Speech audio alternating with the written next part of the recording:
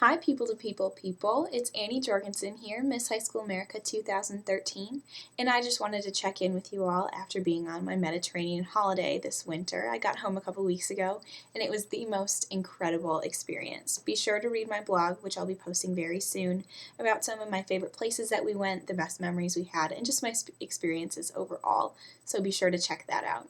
But I'm here to talk to you about today is I've been getting a lot of questions about languages on the people-to-people trip. If I had known any of the three languages that were used throughout my trip, so Spanish, Italian, or French, and if that helped me.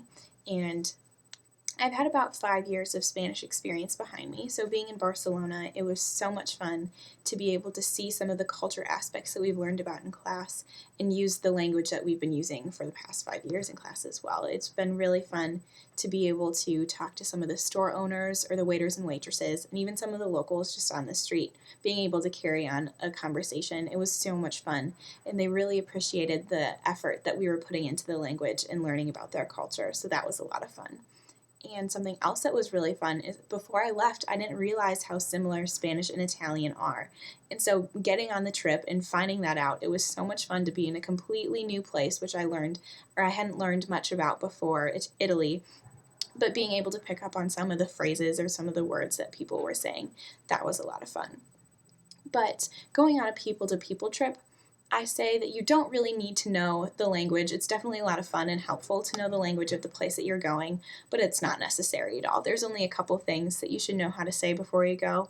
I'd say 3 things. 1 is thank you, 2, excuse me, and 3, bathroom. Those are 3 very important things during your free time which you'll want to know how to say. But if you have any other questions about the language, your tour guide, which will be with you throughout the entire time on your trip, can definitely answer any questions that you have on that. And also for me, going on the trip, I have food allergies, and so that was something that I know I worried about and my parents worried about before going on the trip, is that making sure that everything I ate was healthy and safe for me. And so before I left, I learned how to say nuts in the 3 different languages. So if you have issues like that, be sure to know how to say the phrase, is there nuts in this, or things like that you'll need to know before going on the trip.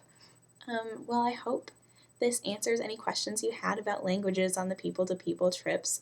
It was such a great experience for me, and so I would highly recommend it to anybody that is asking.